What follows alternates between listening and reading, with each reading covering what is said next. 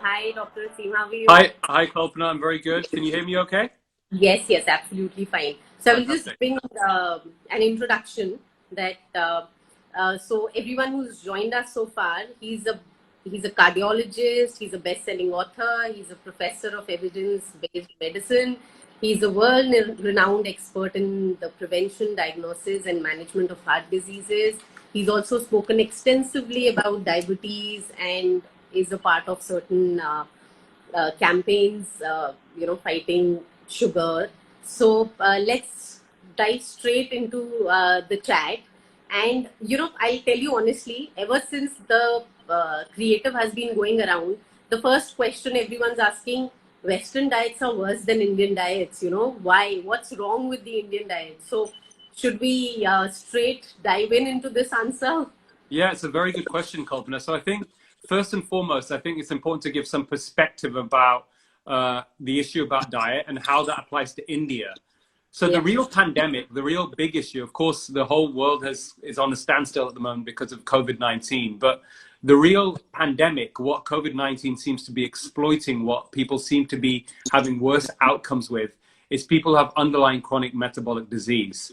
And in some cases, if you have type 2 diabetes, for example, and you have other conditions, high blood pressure, you're overweight, then it can be up to a tenfold increased risk in death. So obviously the data is evolving, but the real problem that India faces is that when you look at India, India has number one, it has the highest prevalence of type 2 diabetes in the world. And Right. it has, on average, people with type 2 diabetes also live 10 years shorter. And when you look at what we call chronic metabolic disease, which I'll define in a second, that is, responsible, say, two-thirds of heart attacks are because people have something called metabolic syndrome, which is very prevalent in India. 1 in 3 adults in India have metabolic syndrome. Yeah. And again, another important and concerning stat, which a lot of people won't realize, is 52% of all the deaths from heart attack and stroke that happen in India happen in people who are quite young, under 70.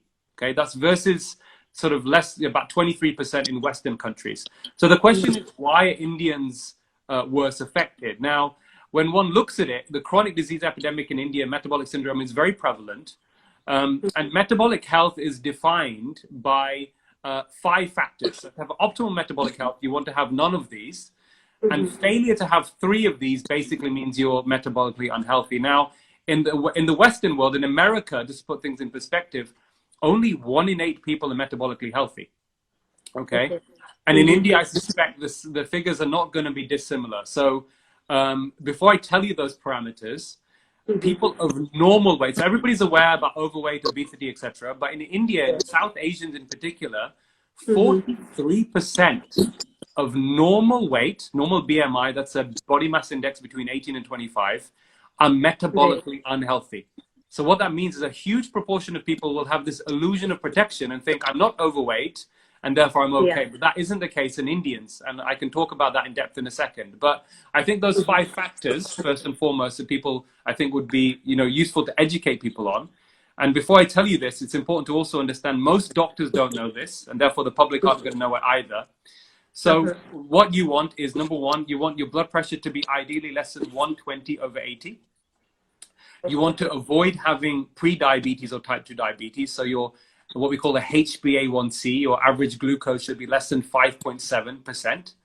Something within the cholesterol profile. Okay, so you want triglycerides, the type of part of the cholesterol profile, to be less than 1.7 millimoles per Yeah. liter, and good cholesterol HDL greater than 1. Now, this is a crucial one for Indians, which is very easy. They can measure at home. People watching, people listening can check this.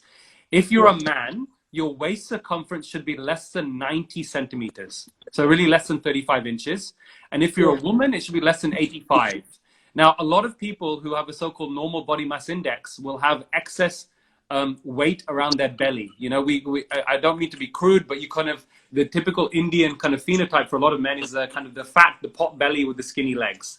That is Right. one of the worst profiles you can have for health in terms of type 2 diabetes, heart attack risk, etc. So that's a visual kind of association, if you like. So these are the real issues facing India. Now, I just want to add in, from an economic perspective, it's a disaster. So it's been estimated that unless India really gets on top of this chronic disease epidemic of type 2 diabetes, heart disease, high blood pressure, etc., then just from death rates, from premature death rates from cardiovascular disease alone, so these are people who are working who die prematurely, under 70, it's estimated that will cost the Indian economy 2.22 trillion US dollars by 2030 in the next 10 years. So there is an economic argument as well as a health argument to be made. Really get on top of this.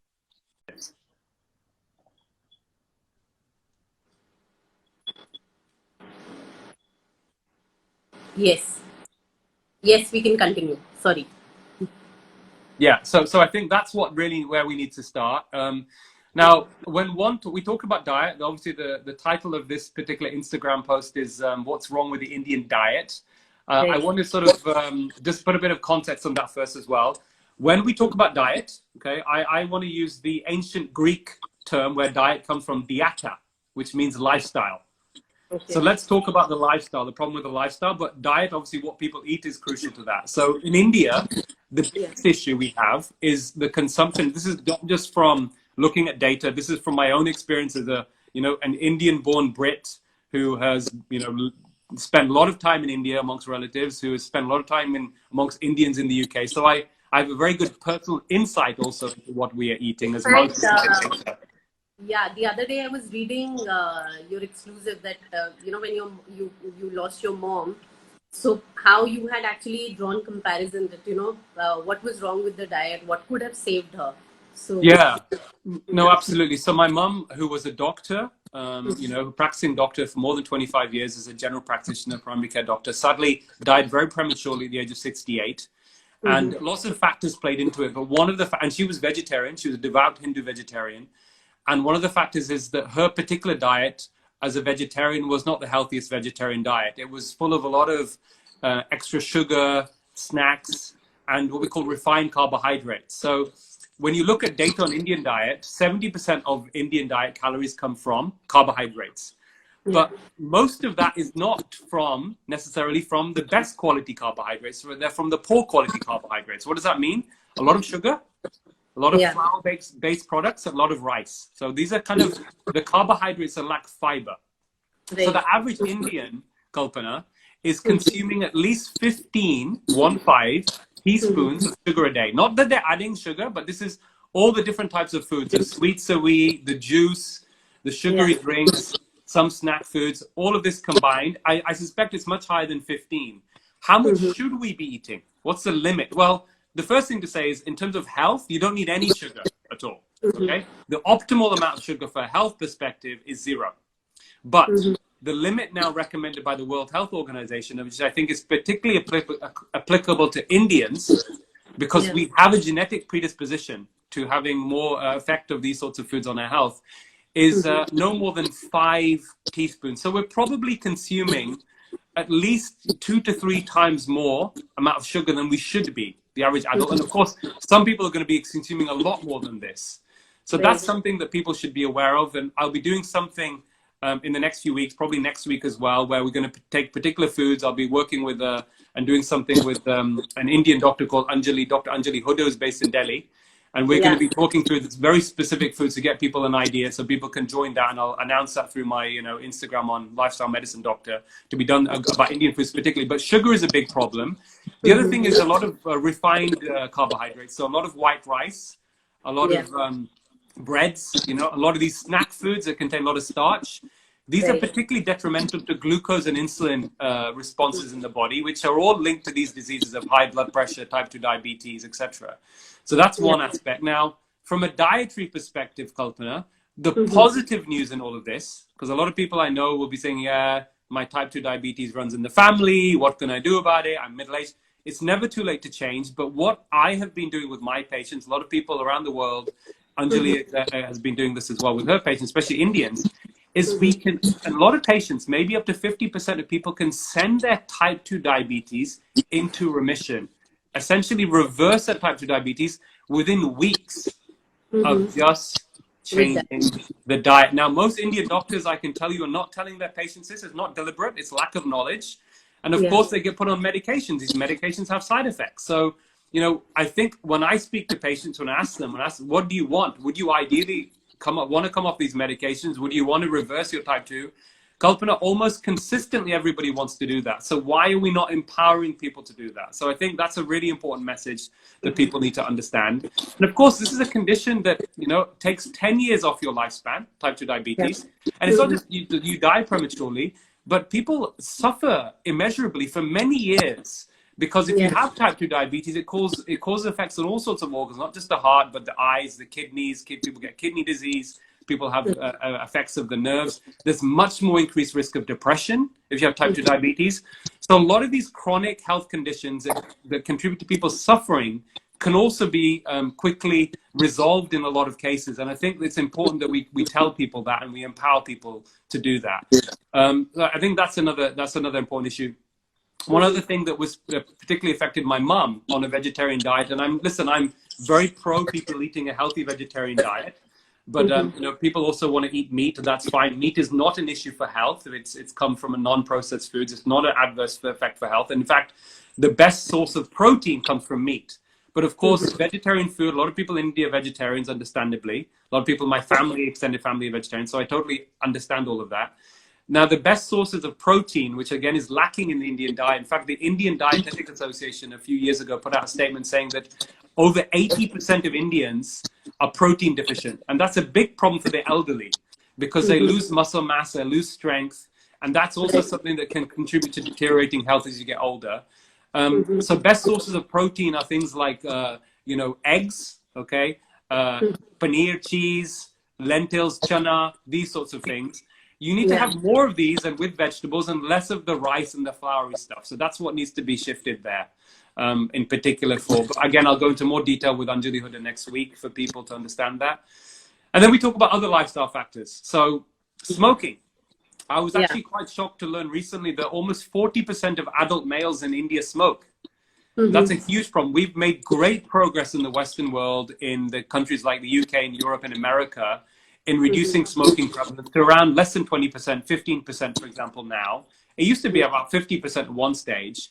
And in terms of death rates from heart disease, the biggest impact in reducing death rates from heart disease, Kalpana, in the last 3 or 4 decades in countries like the UK and America has happened because of reduction in smoking.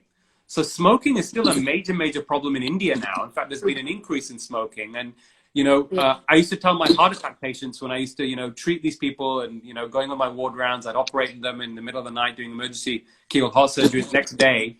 I would tell them that stopping smoking is more powerful than all the medications I can give you in reducing your risk of having a future heart attack. And they would be shocked. And that's what the statistics tell us. So if people are out there, you've got family members or you're a smoker, listen, one of the best things you can do for your health is quit smoking. That's a really big issue. Let's talk about activity, physical activity. Okay, a lot of people are, Instagrammers are into their health and all that kind of stuff in terms of being active. There's a big problem with physical inactivity now in the Western world and in India. Some estimates suggest that 90% of Indians now don't do any leisure time physical activity, and probably close to that number aren't getting the recommended amount of physical activity they should be doing a day. And things have changed, certainly in the last couple of decades. People are doing less manual labor work and more sitting at home, computer work, desk work, that kind of stuff. But it's actually very simple. 30-minute walk a day, Kalpana. That's it. If you do the brisk walk, what my grandparents used to do in their village, for example, twice a day, they do their meditation in the morning, they go for their morning walk, they go for their... A lot of Indians are not doing that anymore. And I know it's understandable in cities like Delhi and even Bombay and Bangalore, there's huge pollution issues. So I understand that. It's not easy to do that. But if you can't do that, you can maybe join a gym, you can get an exercise bike, you can get a treadmill. But do 30 minutes of a brisk walk every day, 5 times a week, and that will do tremendous benefits for your health. So I'm going to take you back a bit when you were talking about diabetes. So, diabetes, I was reading somewhere you had given this interview that doctors in India often just straight away put you on insulin, while diabetes can be reversed with diet alterations. So tell me, because that's you rightly said, I mean, we know at least 10 to 15 people in our own family suffering from diabetes, So what exactly, if you could just elaborate a bit on that, what exactly, so you're talking about... Yeah, I think the first thing to say, Kalpana, is that these medications have a role in controlling blood glucose. So I'm not advising people to instantly stop their medications. And of course, what I'm going to tell you now is information, but information they should take to their doctor. And there's a lot of resources available out there. So I think that's important just to emphasize that. But in general, unfortunately, a lot of these medications for type 2 diabetes, so this is the type of diabetes that people get because of essentially lifestyle and because of genetics and family history. So this is largely preventable and reversible through lifestyle changes. Now, medications for type 2 diabetes, such as there are different kind of glucose-lowering drugs and insulin, unfortunately don't increase lifespan. Okay, and they can come with side effects. So they can have a very small effect in preventing complications of illness such as kidney disease and eye disease and nerve disease. Very small effect, but they don't have any significant effect on reducing heart attack and death rates. And I think that's an important thing that I tell my patients, because I think patients need to know they're taking daily medications. They need to know why they're taking them, what the benefit is, etc. Now, to answer your question, when patients who have type 2 diabetes, they tend to have a particular sensitivity to these sugars and refined carbohydrates, even more than people who are so-called metabolically healthy. And when they cut the sugar and the starchy foods, so I've had many Indian patients, for example, who specifically cut out the rice, the bread, even potatoes for a significant amount of time, and sugar. What happens in the space of a few weeks is their blood glucose starts to massively reduce, and then they can reduce medication load with supervision from the doctor. And many of them can even come off their medications within a few weeks to a few months. So the real issue is these are foods that basically raise blood glucose. So I think another way of people to try and understand it is see type 2 diabetes as a condition of carbohydrate intolerance. So the worst types of things you can be putting into your mouth if you've got type 2 diabetes for blood glucose are carbohydrates, in particular these sorts of, the rice, the pastas, the breads, the sugar. Lots of vegetables are fine. Whole fruit in small amounts is fine. The whole foods are okay. But the junk foods, the processed foods, the rice, all these sorts of things. And there are substitutes people use. For example, instead of white rice, I myself follow my own advice. I often use cauliflower rice. So I use, cauliflower couscous or quinoa. I know it's a bit expensive for Indians. So polished rice, for example, the kind of polished rice you get in black rice in India, that is much better. So these are the sorts of things. Again, we'll talk in more detail with Anjali next week. But that's really, it's a condition of carbohydrate intolerance. You cut out the carbohydrates, the type 2 diabetes improves dramatically. So do you think keto is a very good diet for to prevent diabetes? So there's been a lot of patients do very effectively on ketogenic diet. You can do a healthy ketogenic diet or an unhealthy one, like a lot of different diets. But as long as it's whole food based, then yes, absolutely, it can be very beneficial. It isn't for everybody, Kalpana. I think patient preferences and values are important, and some people try it and they think that it's great and they carry on, and I support them through it. But for other people, it doesn't necessarily work, or they don't enjoy it so much. So there are other things you can do. I particularly, I advocate a low sugar, low refined carbohydrate, Mediterranean inspired diet, but basically lots of vegetables. If people eat meat, I also tell them don't fear meat. I think that's really important. So unprocessed meat, things like lamb, chicken, fish, these things can be very much part of a healthy diet. They do not cause heart disease. They do not raise cholesterol and have an adverse effect on heart disease. That is a myth. I've busted that. I've wrote several medical journal articles on that. It doesn't mean that you should just gorge on lots and lots of meat, but this can be very much part of a healthy diet, and people should not fear it. I think on that note, I'm glad you've raised it, is that the cooking oils that people use in India, unfortunately, when they're heated, are quite toxic. So these vegetable oils, these seed oils, soybean, canola, sunflower oil, are not very healthy.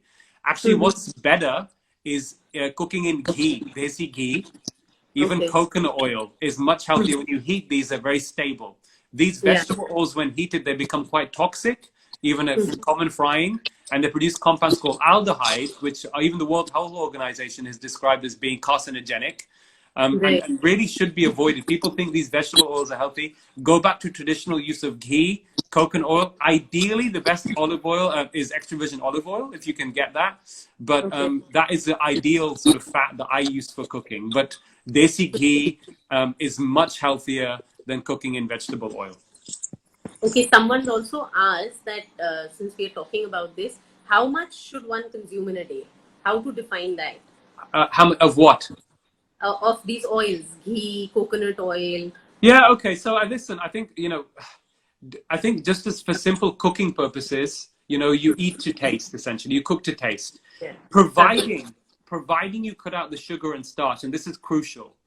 If you cut Right. out the sugar and the starchy foods, and then you Mm-hmm. eat to fullness, so you eat until you feel full, and don't have all the junk foods, then it's not going to have an adverse effect on your health. One of the reasons the science is evolving now to try and explain why is obesity such a big problem in the Western world, why we got this increase in chronic metabolic disease in countries like India and China. A lot of it Mm-hmm. is the Western diet. These sorts of foods are very highly palatable, kind of junk foods come out of a packet, etc., with the sugar. Right. They have Mm-hmm. effect on our appetite control mechanisms. They Mm-hmm. influence how much food we're going to eat subsequently. And then we end up over consuming.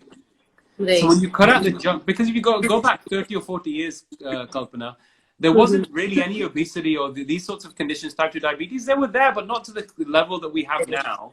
And the Mm-hmm. real issue is the adoption of the modern Western diet. And, I don't want to name any particular companies, but, these fast food joints that I know middle class Indians send their kids to these places where you have these burgers and these cola drinks and these fries. These are toxic foods. These are toxic foods.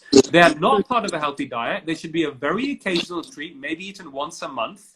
And Mm-hmm. unfortunately, a lot of middle class Indians aren't aware that these foods are very unhealthy. Very, very Mm-hmm. unhealthy. Please, please, even juice, fruit juice is not healthy. It is full of sugar. And Mm-hmm. you have the fruit, don't have the juice. Have the whole food. Another thing that I wanted to ask was, over the past few years, we've been made to believe that you should eat every 2 hours.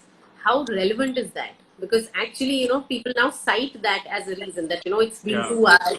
Uh, Many don't even focus on the fact that small 2 hours meals. So is it for everyone or is it for a specific audience? No, so unfortunately, Kalpa, a lot of this information, this is what I do when I look at data and I try and get to the root causes behind where's this information coming from. We have an epidemic of, I say this in my lectures, we have an epidemic of misinformed doctors and misinformed patients. And one of the reasons for that is a lot of the scientific information, so-called science, has been corrupted by industry, by commercial interests. So this eating every 2 hours, this snacking every 2 hours has come from the food industry, unfortunately. That is where it's mainly come from because they are there to make a profit and they do that by selling you as much food as possible. And we have Yes. a problem of all this chronic disease. So there is no legitimate, for the majority of people, you do not need to be eating every 2 hours. And you see, let me just tell you something interesting. Anecdotally, I was one of these people that was not aware of the science, was not aware that the information that I was being given, that I was following, had been corrupted. I'm going to use this word, corrupted by industries. I'm not going to name any companies, okay? But let's just say that that's what's going on. I used to consume, when I was younger in my 20s, even going through my teenage. And I Yeah. used to be very active. I played a lot of sport, a lot of cricket. I captained sports teams and was extremely active. But I was consuming probably about 40 teaspoons of sugar a day. And then I realized, and I used to feel hungry all the time. So I would have my cereal in the morning, orange juice. I thought that was healthy. In the morning, 8 o'clock. By 10:30, 11, I'm feeling very hungry again. Then I'd have a snack. Then lunchtime comes, same thing again, etc., etc. Once you Yeah. cut out the junk foods, the sugar and the refined, you do not feel hungry. And you do not need to snack. You eat till fullness. Our grandparents, Yeah. Kalpana, were not having meals every 2 hours.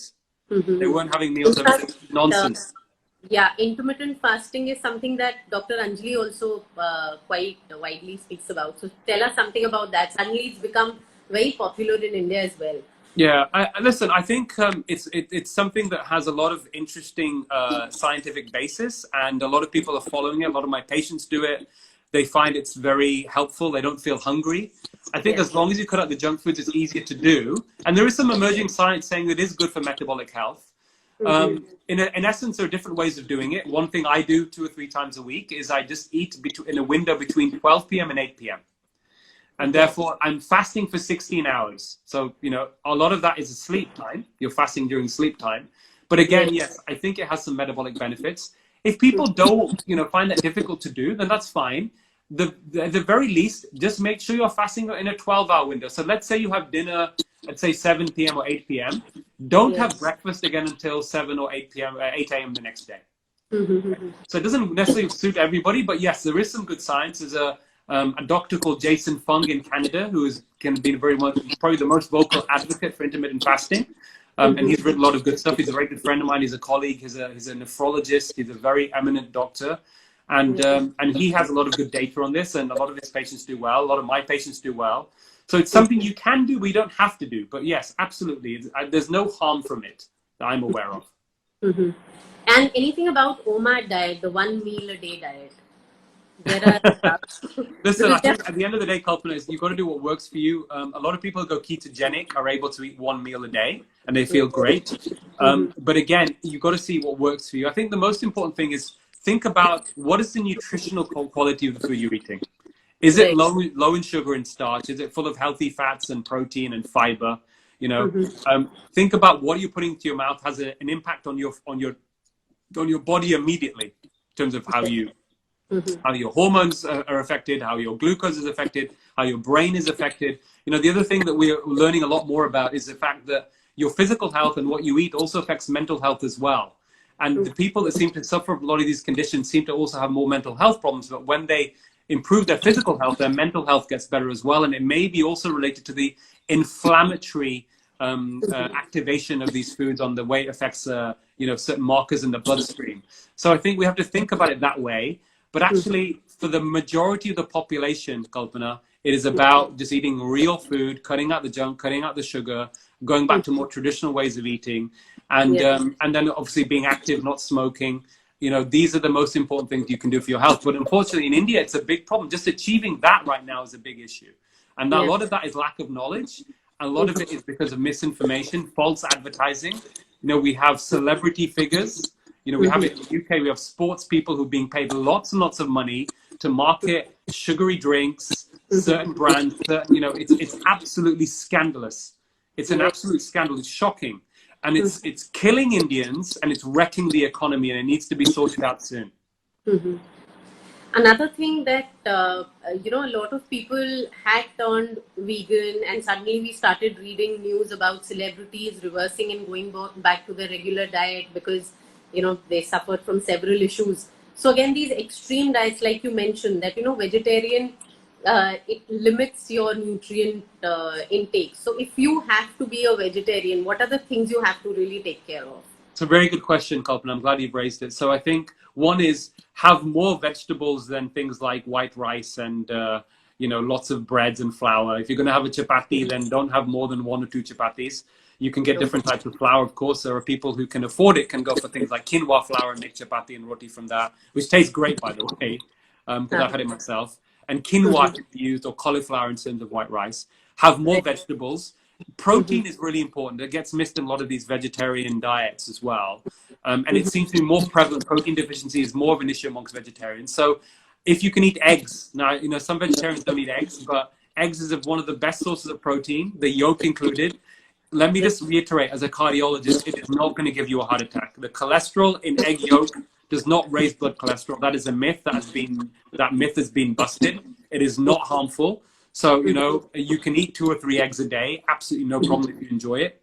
Other than eggs, then you look at other foods that are high in protein. Dal is very good. Chana is very good. Chickpeas. These are good sources. Paneer. These are good. Even spinach. These are good sources. So look up, Dr. Google is very good in terms of, the nutrient profile of these foods. If you look up vegetarian foods with high protein content, what you want to be doing ideally is get at least 1 gram per kilogram of protein a day. At least. If you're exercising heavily, then you can increase that to 1.5, even 2 grams. So if you weigh 70 kilograms, for example, you want to be getting 70 grams of protein a day. Okay. And coming to another, leading cause of obesity and weight gain that many people have started talking about is poor sleep. That sleep is something that contributes to weight gain. So tell us, what exactly is uninterrupted sleep?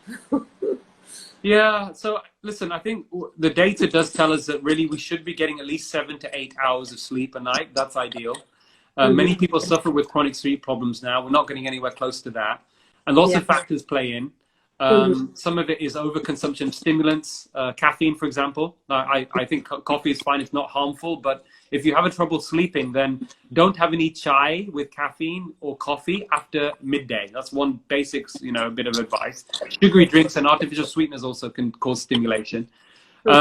Think about stress levels. A lot of people feel stressed. They know if they're stressed.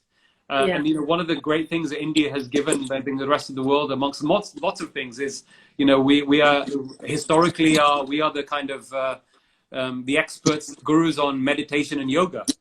Very, very powerful for mental health, for relaxation, for stress, and for sleep. So let's think about incorporating that into our daily living if we can. There are many apps people use these days. One is called Calm that I use, that can help people meditate. So meditation can also help getting sleep. So what you want to do is, Kalpana, when you wake up in the morning, you know whether you've had a restful sleep or not.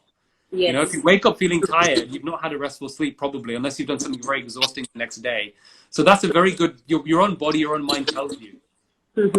Right. And now before we close, I wanted to understand, like you spoke about the diet, and you've also said that that makes Indians more vulnerable to COVID and, leading to death. And so tell us something, suddenly people have started focusing a lot on a healthy diet because they want to be safe from COVID. So what exactly are the basic tips? Like you said, let's just sum it up together. Okay. So I think the basic thing is you want to essentially adopt a diet that is nutrient dense, but is also going to help you reduce the risk of gaining excess body fat, which itself is a substrate, or it's a, what's the word? It's the root of the chronic inflammatory processes going on in the body that COVID-19, any infection, makes you more likely to get particularly sick from. And this is just COVID. It applies to lots of infections, even common colds and flu, for example. So what you want to be doing is eating these nutrient-dense foods and also avoiding the flour and the sugar. Sugar, I think, is a big. If there's one thing people can do after this comes more than anything else, is immediately reduce their sugar consumption. I would say go cold turkey. Do it for a month, because there's a mildly addictive aspect to sugar. People may be thinking, oh my God, how can I not eat sweets again?